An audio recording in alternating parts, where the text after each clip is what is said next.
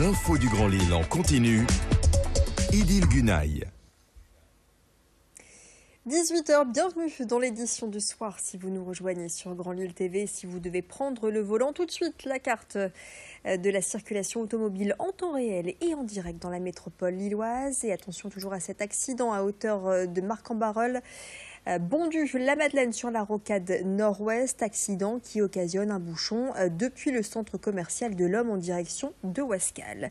Attention également au traditionnel ralentissement à Fâche-Tuménil sur l'A1 vers Paris, à Wavrin sur la RN 41, mais aussi sur le périphérique sud de Lille dès le CHR en direction de l'autoroute A1. Autant de secteurs à éviter en cette fin de journée. L'actualité de ce mardi 9 mai, avec tout d'abord ce témoignage, celui d'une jeune femme employée dans une société privée lilloise en tant qu'agent d'accueil. Elle dit avoir été victime de harcèlement. Tout débute lorsqu'elle ressent des douleurs au ventre sur son lieu de travail. Elle décide alors de se rendre aux urgences.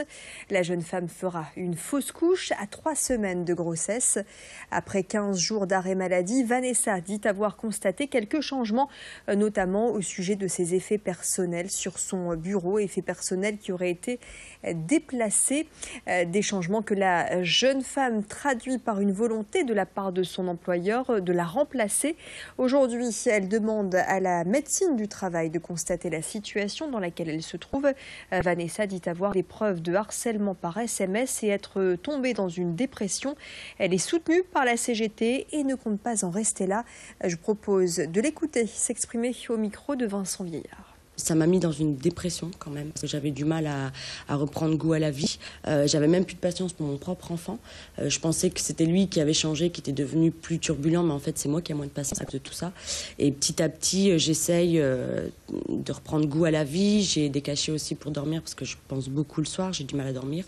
J'ai des angoisses, mais j'essaye quand même de sortir la tête de l'eau, parce que sinon, pour ma famille et pour mon fils, ils n'ont pas à subir la faute de mon employeur qui a pas du tout été, qui m'a pas accompagnée dans mon combat en fait.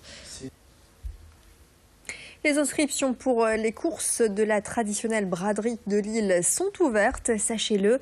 Alors, souvenez-vous, septembre dernier, le semi-marathon dit qu'il avait dû être annulé pour des raisons de sécurité. En 2017, les courses auront bien lieu, mais fini les départs au niveau du boulevard de la Liberté à Lille, comme c'était le cas il y a encore quelques années. Cette fois, les coureurs s'élanceront du Grand Boulevard à la Madeleine, direction Roubaix et Tourcoing, en passant par Marcq-en-Barœul, Ouascal ou encore Croix. Une manière de répondre aux attentes des participants tout en assurant une sécurité optimale. Par ailleurs, un village d'animation sera installé sur la place du Théâtre à Lille face à l'Opéra. Écoutez ces explications recueillies par Louis Caillé. Ça dénature pas. En plus, le Grand Boulevard va offrir quand même une qualité de course aussi, un circuit assez rapide, puisqu'on l'avait expérimenté il y a quelques années avec la Nocturne qui existait entre Tourcoing et Lille. Donc c'est quelque chose qu'on maîtrise de ce côté-là. Donc en termes de parcours, ce sera aussi rapide ou presque que ce qu'on pouvait récupérer.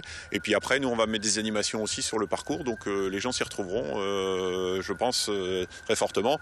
On aura la réponse évidemment le 2 septembre. Inscription sur semi-marathon-lille.fr. On parle musique à présent avec cet événement de l'Orchestre national de Lille qui a décidé de sortir des murs du nouveau siècle de Lille pour partir à la rencontre de son public. Jusqu'à samedi, l'ONL organise les belles sorties et va se produire dans de nombreuses communes pour un prix ne dépassant pas 5 € par personne. Une occasion unique de profiter d'un concert de musique classique à un tarif préférentiel. L'ONL sera jeudi à Aubert, vendredi à Noyelles-les-Seclins et enfin samedi à Aubourdin. Alexis Tessier est allé en savoir plus auprès du directeur de l'ONL, François Bou. Vous allez surtout entendre des compositeurs et un programme plutôt joyeux, puisqu'il y aura l'ouverture de l'échelle de soie de Rossini, une ouverture très pétillante. Il y aura la symphonie classique de Prokofiev qui est pleine également de facéties et de joie de vivre. Et puis ça se terminera par un hymne à l'amour de Beethoven qui est sa symphonie numéro 4. Info sur le site de l'Orchestre national de Lille, www.onlille.com. En ce mardi 9 mai avait lieu la journée de l'Europe et près de chez nous, elle a été célébrée à Tourcoing avec un flash mob placé sous le signe de la diversité et de l'union.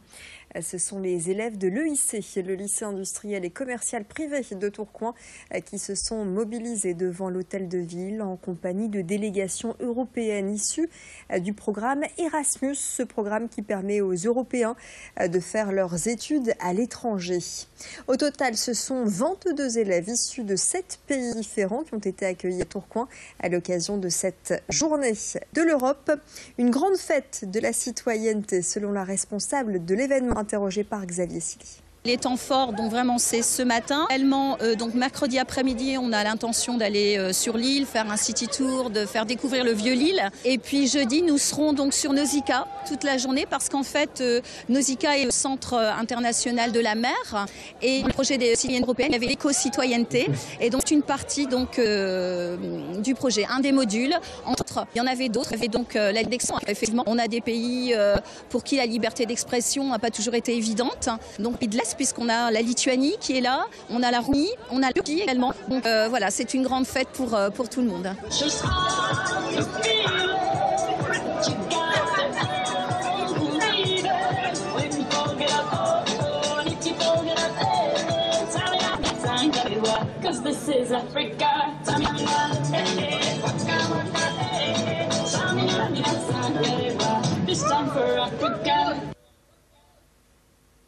Et c'est la fin de cette édition. Si vous devez prendre le volant, je vous rappelle que ça bouchonne toujours sur le périphérique sud de Lille entre le CHR et le lycée Baggio en direction de l'A1. Toujours quelques perturbations sur la rocade nord-ouest, peu avant la sortie L'Homme, centre commercial en direction de Ouascal.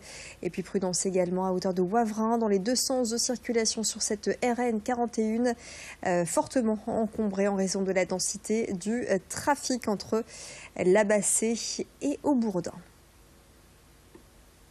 Tout de suite, les prévisions météo. Encore de bonnes nouvelles pour demain, mercredi, dans la région des Hauts-de-France. C'est avec Clotilde Leguévac. On se retrouve à 18h15 pour un nouveau point sur l'actu.